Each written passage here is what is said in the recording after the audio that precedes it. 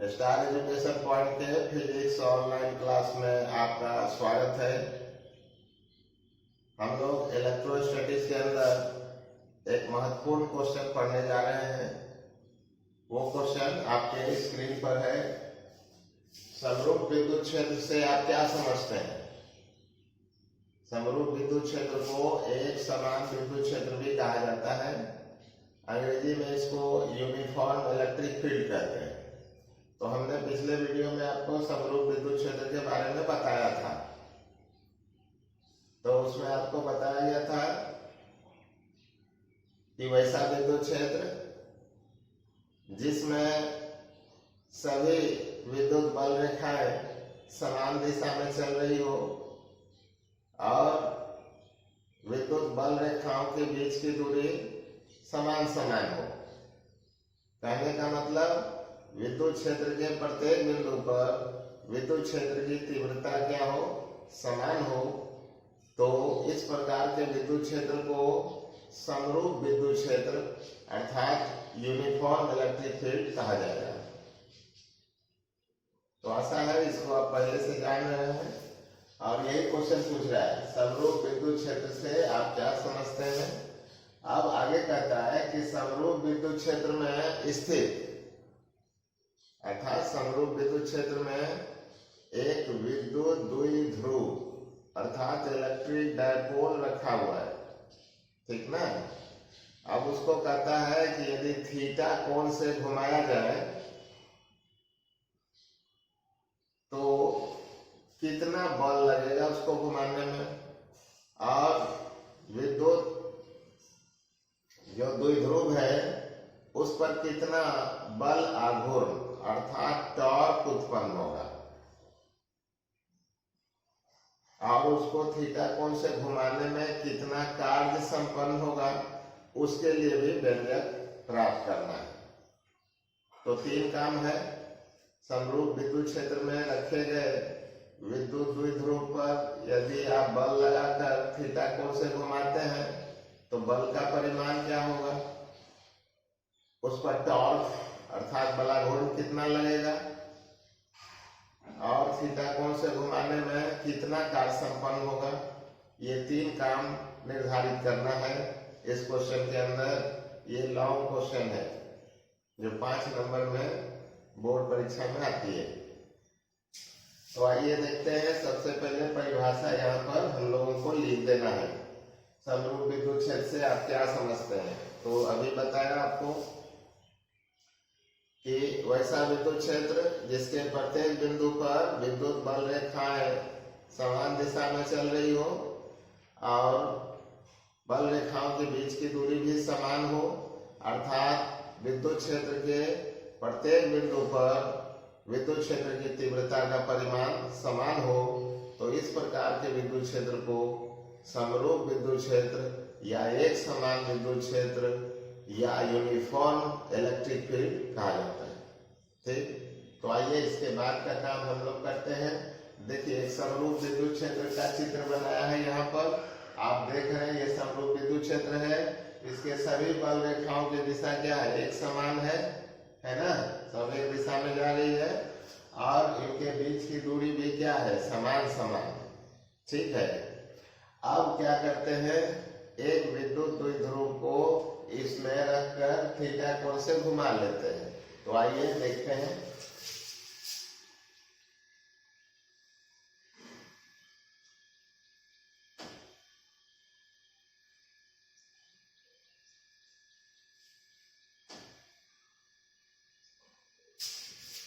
तो एक विद्युत द्विध्रुव ले लिया है। विद्युत द्विध्रुव आप जानते हैं ना,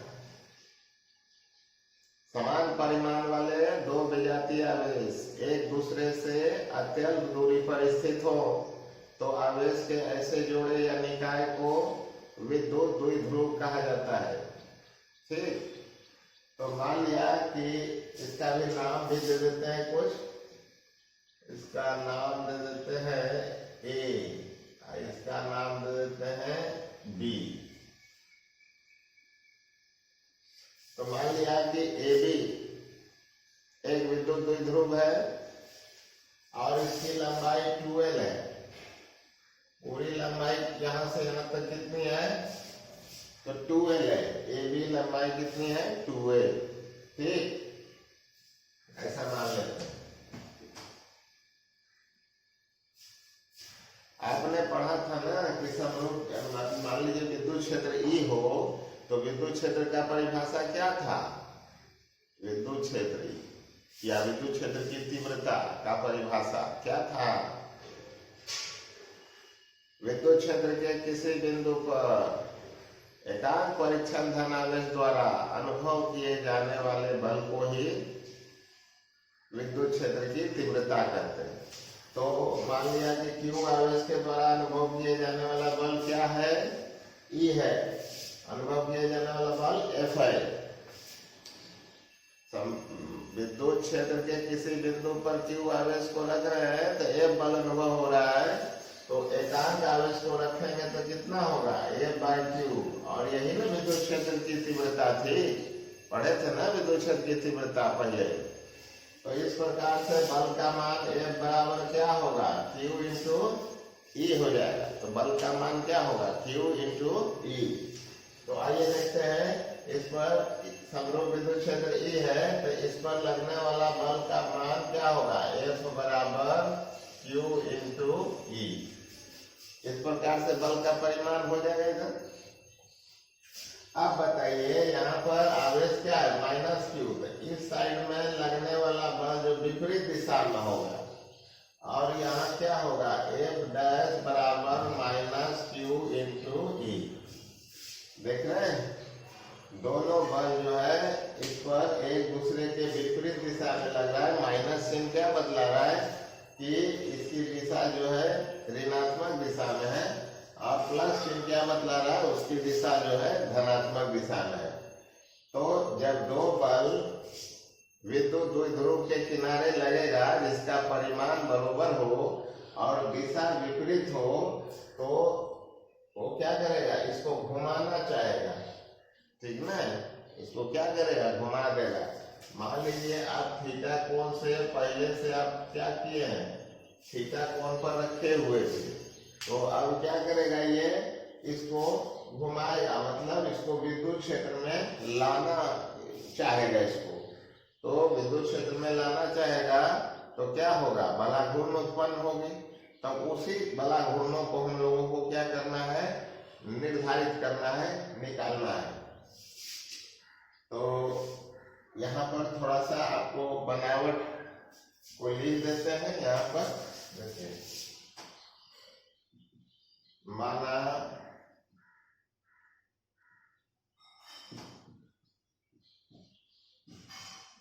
समरूप विद्युत क्षेत्र,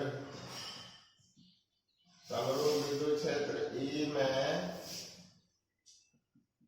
AB, या ऐसे लिखते हैं, मैं 2l लंबाई वाला AB एक विद्युत द्विध्रुव थीटा कोण पर रखा गया है, ठीक है।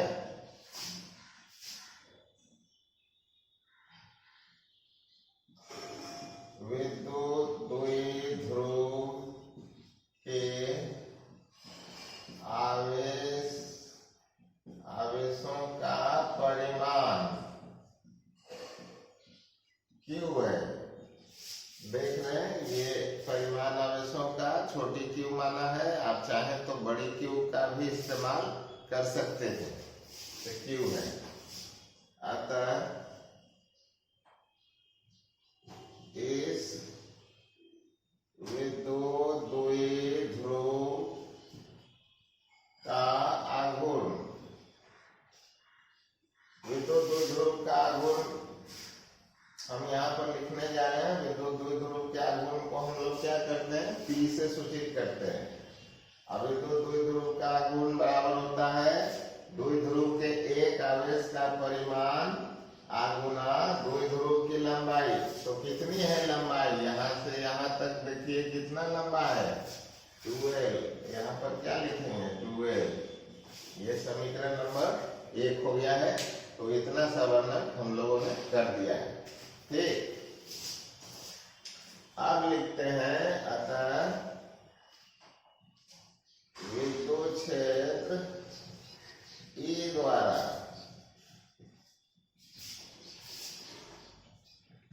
ए बिंदु के प्लस क्यू आवेश पर क्रियाशील बल F बराबर क्या होगा Q इंटू ई तथा B बिंदु के माइनस क्यू आवेश पर क्रियाशील विद्युत बल F डैश बराबर क्या होगा माइनस क्यू इंटू ई। यहाँ पर लिखेंगे चूंकि दोनों बलों का परिमाण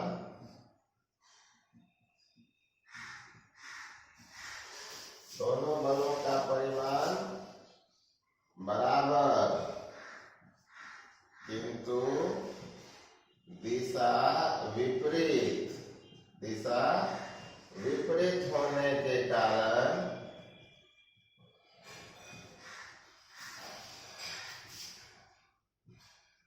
विद्युत द्विध्रुव पर क्रियाशील बलाघूर्ण को किससे सूचित करते हैं टाउ से। इसको क्या पढ़ते हैं टाउ TAU टाउ। ठीक है, बलाघूर्ण टाउ बराबर होता है एक बल द्विध्रुव पर लगने वाले दो बल है ना, उसमें एक बल का परिमाण गुना बलों के बीच की लंबिक दूरी।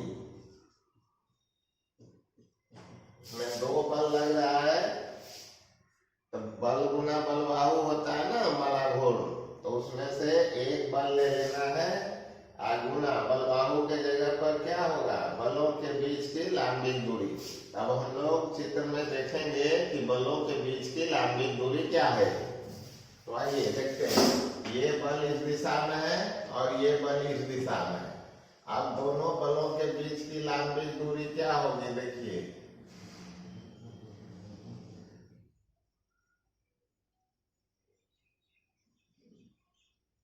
ये बल इस दिशा में है ना और ये बल इस दिशा में है। अब इस दोनों बलों के बीच की दूरी देखिए यही ना है लंबिक दूरी, एकदम सीधे दूरी यही ना है। इसी को निकालना है, इसका बिंदु का नाम क्या दे देते हैं C। तो लंबिक दूरी को क्या लिख देते हैं AC। ठीक है, अब AC को ज्यामिति से निकालना पड़ेगा। आइए देखते जाएंगे। ये कोण थीटा है तो ये कोण भी क्या होगा थीटा होगा। क्यों होगा तो ज्यामिति से दोनों संगत कोण है, इसलिए ये कोण आपस में क्या होगा बराबर। ठीक है, अब देखिए तो समकोण त्रिभुज दिख रहा है ACB। इस समकोण त्रिभुज में कोण के सामने की भुजा ये क्या होगी लंब, नीचे वाला भुजा क्या हो जाएगा आधार, और ये बड़ा सा भुजा जो AC देख रहे हैं वो कर्ण हो जाएगी ना। तो देखिए तो जरा सा इसमें यदि हम लोग क्या निकालने वाले हैं लंब, क्या पता है कर्ण पता है ना 2L ये वाला। तो लंब और कर्ण में संबंध कौन देगा तो साइन थीटा। तो साइन थीटा बराबर होता है लंब बटे कर्ण, यही होता है। तो हम लोग लिख सकते हैं साइन थीटा बराबर लंब माने कौन चीज AC और कर्ण माने कर्ण AB कितना है 2L, ये हो गया 2L। तो बताइए AC बराबर कितना निकलेगा 2L साइन थीटा। तो देखा ना आपने AC का मान कितना निकलेगा 2L sin थीटा। तो आइए देखते हैं यहाँ पर, इसलिए टॉ बराबर हो जाएगा एक बल का परिमाण, दो बल यहाँ दिख रहा है ना Q इंटू ई, केवल अंतर है माइनस, तो एक बल का परिमाण लेंगे तो एक बल कितना होगा Q इंटू ई, गुना बलों के बीच की लंबी दूरी AC का मान कितना आ रहा है 2L sin थीटा। तो यहाँ पर क्या लिखेंगे 2L sin थीटा, ऐसे लिख दिया। ठीक, अब आप जानिए कि देखिए Q इंटू 2L देख रहे हैं समीकरण एक में, Q इंटू 2L कितना लिख रहे हैं P, तो यहाँ ये है ना ये Q और ये वाला 2L, इसके बदले क्या लिखेंगे Q, इसलिए जो टॉर्क है मतलब बलाघूर्ण, इसलिए बलाघूर्ण टॉ बराबर Q इंटू 2L के बदले हम लोग क्या लिख रहे हैं P, अब बच गया क्या E और ये साइन थीटा, समीकरण नंबर 2। तो देखिए तो बलाघूर्ण अर्थात टॉर्क के लिए व्यंजक यहाँ पर निकल चुका है, आप देख रहे हैं इस प्रकार से, ठीक है। आप चाहें तो टॉर्क तो आप जानते हैं बलाघूर्ण एक सदिश राशि है, तो इसको सदिश रूप में लिखते हैं, तो यहाँ पर लिखते हैं सदिश रूप में बलाघूर्ण, सदिश रूप में बलाघूर्ण लिखेंगे तो बलाघूर्ण तो एक सदिश है ही, तो सीधे लिख दिए, फिर इधर लिख दिए PE sin थीटा, ऐसे लिख दिए ना। अब इधर जो है इधर परिमाण है, तो बाएं साइड सदिश लिखा है तो दाएं भी सदिश हो जाना चाहिए, तो परिमाण को अर्थात अदिश को सदिश बनाने के लिए एक एकांक सदिश से क्या करते हैं गुना करते हैं। ठीक, यहाँ लिख देते हैं कि n कैप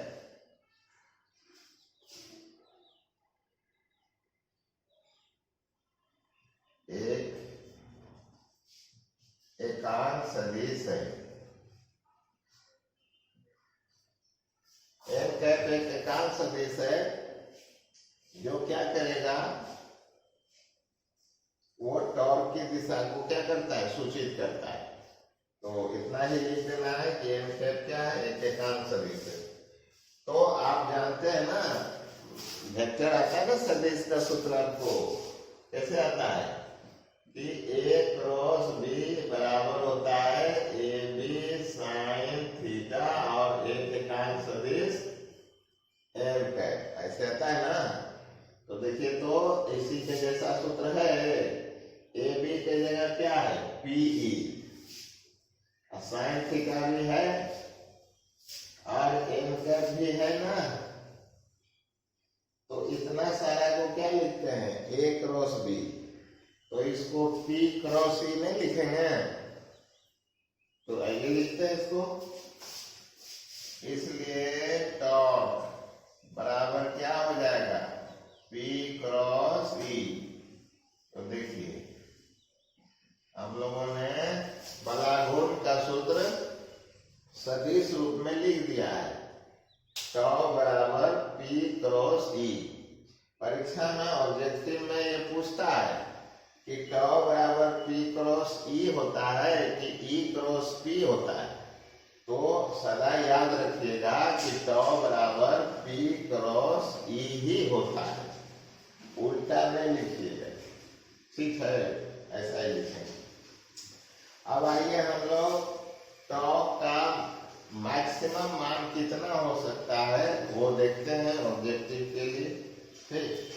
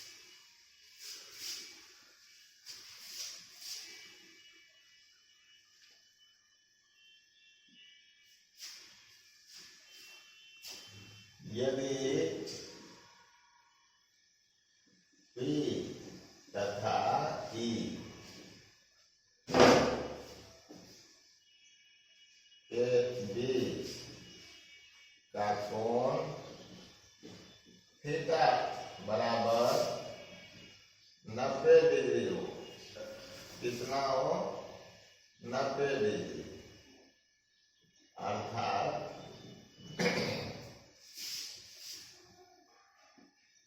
विद्युत द्विध्रुव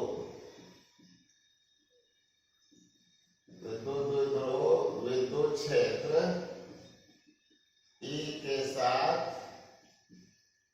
विद्युत क्षेत्र ई के लंबवत स्थित हो। तो समीकरण नंबर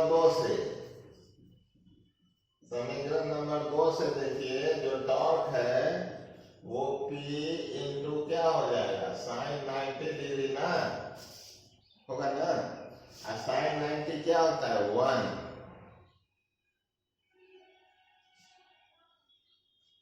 तो इसको 1 लिख देंगे तो टॉर्क का क्या हो जाएगा? मैक्सिमम मान हो जाएगा। अतः बल आघूर्ण का महत्तम मान टॉ मैक्सिमम बराबर क्या हो जाएगा? P इंटू ई। ये हो गया समीकरण नंबर 4। तो आपसे पूछेगा, ऑब्जेक्टिव में पूछता है, बहुत इंपॉर्टेंट है क्वेश्चन ये, कि समरूप विद्युत क्षेत्र में रखे गए द्विध्रुव के लिए टॉर्क का मान कब महत्तम होगा? तो जब जो है वो विद्युत क्षेत्र के लंबवत रखा जाएगा। विद्युत क्षेत्र के लंबवत रखेगा तो महत्तम होगा। और न्यूनतम तो आप जानते ही हैं कि थीटा बराबर 0 पर रखा जाएगा तो टॉ बराबर 0 हो जाएगा उस सूत्र से, ठीक ना। तो टॉर्क का काम हो गया है। बल भी हम लोगों ने निकाल लिया था। देखिए बल बोल रहा था ना, तो बल भी निकाला, और बल आघूर्ण बोल रहा है, टॉर्क बोल रहा है, तो टॉर्क का भी पूरा काम कर लिया। अब कह रहा है कि थीटा कोण से घुमाने में कितना काम हुआ होगा, तो वो निकालिए। आइए देखते हैं। आप जानते हैं कि कार्य बराबर होता है बल गुना विस्थापन। तो यहाँ पर तो घुमाने में कोणीय कार्य हो रहा है ना, और कोणीय बल टॉर्क को क्या कहते हैं? कोणीय बल। बल आघूर्ण, आघूर्ण क्या है? कोणीय रूप से वो घुमाता है, विस्थापित करता है, ठीक। तो इतना समझने के बाद हम लोग अब लिखते हैं, ठीक है।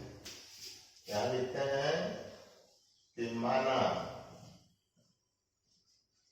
विद्युत क्षेत्र ई में विद्युत द्विध्रुव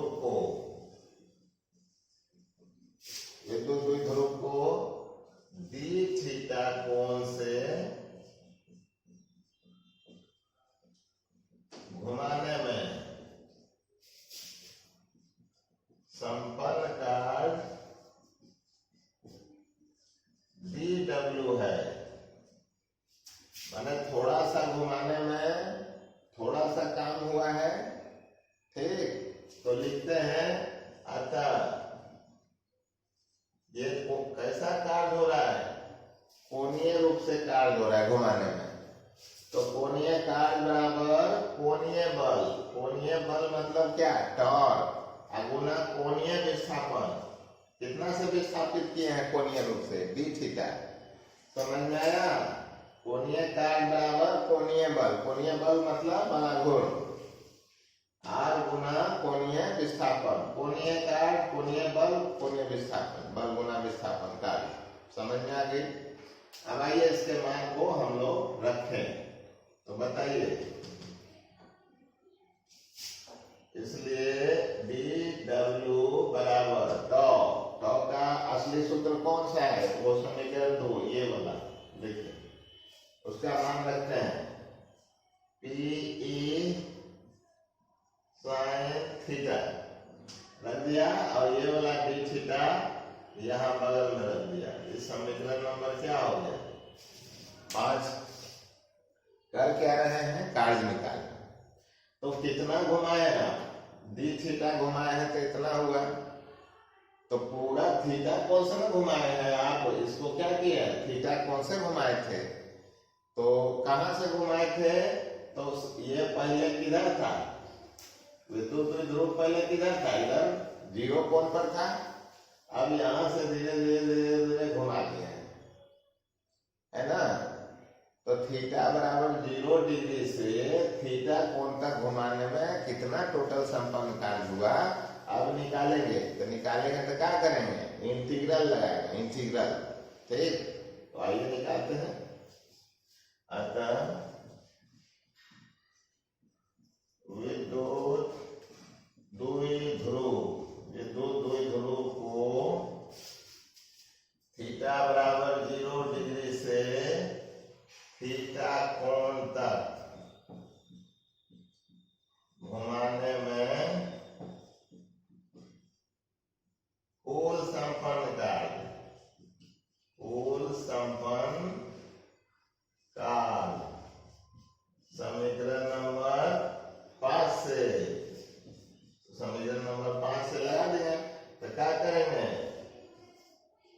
इंटीग्रेट कर दिए और जो कांस्टेंट टर्म है उसको बाहर रखेंगे। तो साइन थीटा डी थीटा ऐसे इंटीग्रेट कर देंगे और इसमें लिमिट चढ़ा देंगे। कहां से शुरू किया था, तो थीटा बराबर 0 डिग्री से थीटा कोण तक, इस प्रकार से इसको लगा देंगे। अब आइए इसको इंटीग्रेट कर देते हैं। अतः संपन्न कुल कार्य dw का क्या होगा, w हो जाएगा। जैसे dx का इंटीग्रल x होता है वैसे dw का इंटीग्रल क्या होगा, w बराबर क्या हो जाएगा, pe। और cos थीटा का इंटीग्रल क्या होता है, साइन थीटा का इंटीग्रल माइनस cos थीटा। तो यहाँ पर क्या लिखेंगे, माइनस cos थीटा, 0 से लेके थीटा, ऐसा लिख दिए। अच्छा, लिमिट को यदि पलट दीजिए तो माइनस चिन्ह क्या होगा, खत्म हो जाती है। तो यहाँ पर लिखेंगे pe cos थीटा, थीटा नीचे 0 ऊपर। देखिए माइनस खत्म करने के लिए लिमिट को क्या कर दीजिए, पलट दीजिए, माइनस खत्म हो जाएगा, माइनस टेंशन था। ठीक, अब क्या करेंगे, इस थीटा पर लिमिट लगाएंगे। पहले क्या करेंगे, थीटा की जगह 0 रखेंगे, हायर लिमिट घटाओ लोअर लिमिट। तो ये फॉर्मूला पहले 0 रखेंगे और उसके बाद थीटा रखेंगे। तो आइए देखते हैं। इसलिए W बराबर हो जाएगी PE, cos क्या हो जाएगा 0, पहले 0 रख दिया, घटाओ cos क्या होगा थीटा। यही फॉर्मूला होता है ना, जब इसमें लिमिट चढ़ाते हैं तो हायर लिमिट पहले लगाते हैं, घटाओ लोअर लिमिट। अब देखिए क्या हो गया, cos 0 क्या होता है 1। ठीक, इसलिए संपन्न कार्य W बराबर हो गया PE, cos 0 के बदले क्या लिखेंगे, 1 माइनस cos थीटा। देखिए तो संपन्न कार्य के लिए हम लोगों ने व्यंजक निकाल लिया है बच्चों। ठीक है, तो इतना ही लिखना है इसमें। ठीक, इसमें कभी कभी ऑब्जेक्टिव में पूछता है कि बताइए कितना से घुमाएंगे कि संपन्न कार्य जो है मैक्सिमम होगा। तो कर सकते हैं, पहले मान लीजिए 0 पर रखा हुआ है तो इसको 180 डिग्री पूरा घुमा दीजिए। मतलब ऐसे रखा हुआ है ना, तो पूरा ऐसे घुमाते घुमाते ऐसे कर दीजिए। तो देखिए, तो यहाँ यदि 180 रखते, 180 रख दीजिए तो कितना हो जाएगा, cos 180 माइनस 1, तो 1 माइनस माइनस 1 तो 2 हो जाएगा ना। तो कार्य का मान क्या हो जाएगा, मैक्सिमम। तो कार्य का मान मैक्सिमम होने के लिए क्या करना चाहिए कि कोई ध्रुव को 180 डिग्री से घुमाना चाहिए। ठीक है, तो ये ऑब्जेक्टिव में पूछता है, लेकिन यहाँ हमको पूछा था कि थीटा कोण से घुमाने में कितना काम होगा, तो उसके लिए हम लोगों ने व्यंजक निकाल दिया है। ठीक है, आशा है बच्चों इस पूरे कैलकुलेशन को आपने समझ लिया होगा। इम्पोर्टेंट क्वेश्चन है, ये बोर्ड परीक्षा में भी आया है। और ऐसा ही क्वेश्चन जो है वो चुंबक चैप्टर में पूछता है, एकदम सेम बाय सेम। तो यदि इसको आप कर लेते हैं तो चुंबक चैप्टर का एक क्वेश्चन आपसे हो जाता है। तो उसमें क्या पूछता है, उसमें ऐसा पूछेगा कि समरूप चुंबकीय क्षेत्र से आप क्या समझते हैं। समरूप चुंबकीय क्षेत्र में स्थित चुंबकीय द्विध्रुव को थीटा कोण से घुमाने पर क्या बल लगेगा, क्या टॉर्क होगा, कितना काम होगा। तो जहां जहां यहाँ विद्युत क्षेत्र लिखे हैं ना, वहां चुंबकीय क्षेत्र लिखना होगा, समझे। तो इसलिए जो है ये क्वेश्चन आपके लिए महत्वपूर्ण है, क्योंकि ये क्वेश्चन पूरा कर लेने के बाद आपको चुंबक चैप्टर का भी एक क्वेश्चन कंप्लीट हो जाता है। ठीक, तो एक बार रिवाइज कर लेते हैं कि क्या क्या हम लोगों ने लिखा इसमें। आइए देखते हैं। क्वेश्चन था कि समरूप विद्युत क्षेत्र से आप क्या समझते हैं। तो परिभाषा लिखा कि वैसा विद्युत क्षेत्र जिसके प्रत्येक बिंदु पर विद्युत बल रेखाओं की दिशा क्या हो, एक समान हो, और बल रेखाओं के बीच की दूरी समान हो, अर्थात विद्युत क्षेत्र के प्रत्येक बिंदु पर विद्युत क्षेत्र की तीव्रता का परिमाण क्या हो, बराबर। तो इस प्रकार के विद्युत क्षेत्र को समरूप विद्युत क्षेत्र, यूनिफॉर्म इलेक्ट्रिक फील्ड कहा जाता है। तो ये परिभाषा लिख देना है। उसके बाद देखिए वैसा चित्र बनाना है, आपको बनाने बताए हैं। वीडियो को फिर बैठ जाके देखिएगा कैसे कैसे बनाए थे। तो इसमें समरूप विद्युत क्षेत्र के लिए 3 बल रेखा जो है शो कर दिए। समरूप विद्युत क्षेत्र का परिमाण लिख दिए ही, ठीक। उसके बाद थीटा कोण से एक द्विध्रुव को यहाँ पर रख दिया, ए बी नाम दिया। लंबाई इसका कितना है, 12 है, ठीक। और थीटा कोण ये होगा तो ये भी कोण क्या होगा, थीटा होगा। दोनों बलों के बीच की लंबी दूरी देखिए कितना आ रहा है, AC आ रहा है। इसको भी आप जो है डॉटेड करके उसमें बना लिए बनावट में। अब विद्युत क्षेत्र की तीव्रता के परिभाषा से बताया था आपको कि E बराबर F बटे Q होता है। तो F बराबर Q इंटू E होगा। यहाँ प्लस चार्ज था तो प्लस दिशा में बल लगेगा, माइनस चार्ज था तो माइनस दिशा में लगा। तो दोनों बलों का परिमाण क्या है, बराबर। दिशा क्या है, विपरीत। तब दोनों लगेगा दो दिशा में बल, तो टॉर्क उत्पन्न हो जाएगी। टॉर्क माने बलाघूर्ण। बलाघूर्ण का सूत्र क्या होता है, एक बल गुना बलों के बीच की लंबी दूरी। एक बल, यहाँ पर एक बल का परिमाण गुना बलों के बीच की लंबी दूरी जो AC है वो निकाल लेना है। AC का मान आपको बताया ज्यामिति से कि कितना निकल गया था, 12 sin थीटा निकाल के आपको दिखाया है। दिक्कत हो तो फिर वीडियो को बैक करके देखिए, ठीक। तो 12 sin थीटा, तो इस प्रकार से जो है QE इंटू 12 sin थीटा। और आपको बताया Q गुना 12 क्या होता है, ये क्या है, विद्युत द्विध्रुव का गुण है। देखिए यहाँ पर लिख दिया है P बराबर Q इंटू 12। तो इसलिए Q और 12 के जगह पर हम क्या लिखेंगे, P। अब बच गया E, फिर हो गया sin थीटा। तो बलाघूर्ण के लिए सूत्र क्या हो गया, टॉ बराबर P sin थीटा। अब जो है इसको वेक्टर फॉर्म में लिखने के लिए टॉर्क तो एक खुद सदिश राशि है, और इधर की राशि को सदिश बनाने के लिए एकांक सदिश से गुणा कर दीजिए। तो सूत्र पर आ गया AB sin थीटा n कैट का मतलब है A क्रॉस B के फॉर्म में है। तो इसीलिए यहाँ पर क्या लिखा है, P के जगह P, इसके जगह तो P क्रॉस E। टॉर्क का सदिश रूप में सूत्र क्या होगा, P cross E। P cross E, E cross P नहीं होगा, P क्रॉस E, ठीक है। ये सब पेज के नियम पर आधारित है। तो हो गया। अब जो है मैक्सिमम टॉर्क कितना होगा, तो देखिए यही ना सूत्र है। इसमें P तो बदलने वाला नहीं है, E भी नहीं बदलेगा, तो sin थीटा का ही मान चेंज होगा घुमाने से। तो थीटा का sin थीटा का महत्तम मान कितना मिलता है, तो 1। तो 1 पाने के लिए थीटा कितना होना चाहिए, 90। इसीलिए P और E के बीच का कोण कितना होना चाहिए, 90।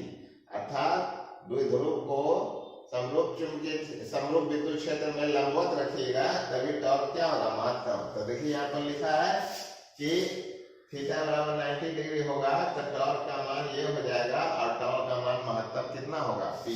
टॉ बराबर P। तो टॉर्क का काम खत्म हो गया।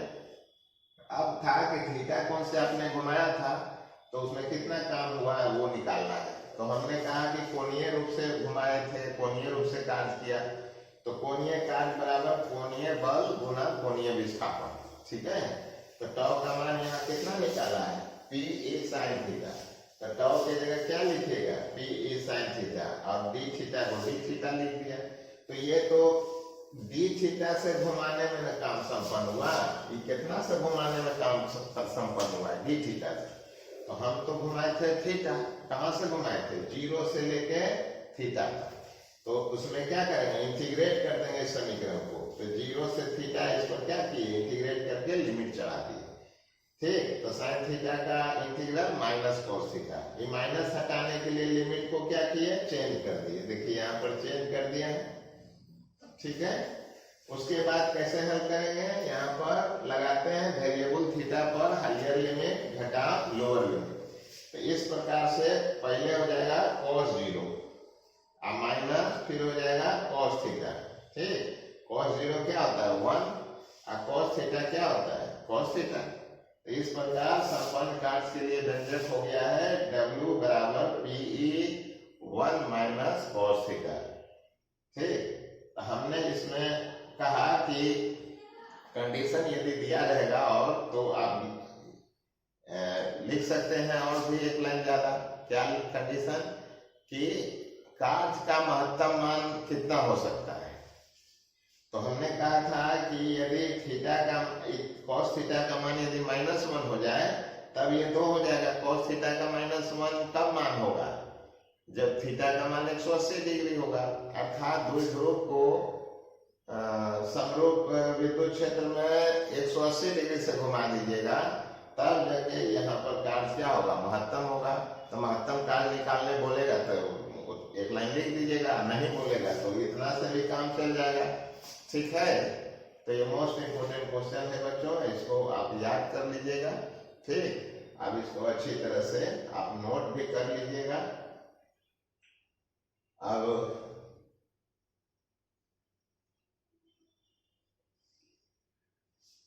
कुछ क्वेश्चन और बचा होगा तो अगले वीडियो में हम लेकर पुनः उपस्थित होते हैं। वीडियो देखने के लिए आपका बहुत बहुत धन्यवाद।